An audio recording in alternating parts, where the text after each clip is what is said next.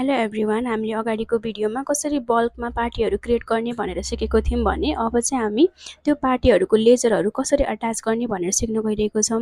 फर्स्टमा त हामीले एक्सेलमा जुन प्यान ब्याटहरू राखेको हुन्छ त्यो प्यान ब्याटहरू कम्पनी वाइज नै उनीहरूको लेजरलाई रिनेम गर्नुपर्छ प्यान ब्याट राखेर। जसरी यहाँ जुन पनि हाम्रो लेजरहरू छ सबैलाई प्यान ब्याट अनुसार रिनेम गर्नु पर्यो हैन। अनि त्यसपछि चाहिँ रिनेम गरिसकेपछि हामीले ड्यासबोर्डमा जानु पर्यो रेको नेपालको। त्यहाँ गएर हाम्रो ड्यासबोर्डमा चाहिँ बल्क अट्याचमेन्ट भनेर देखिरहेको छ। बल्क अट्याचमेन्टमा थिच्नु पर्यो। थिचेपछि जुन हामीले अघि बनाएको लेजर थियो त्यसको पिडिएफलाई जिप फाइल बनाएर चाहिँ अपलोड गर्नु पर्यो।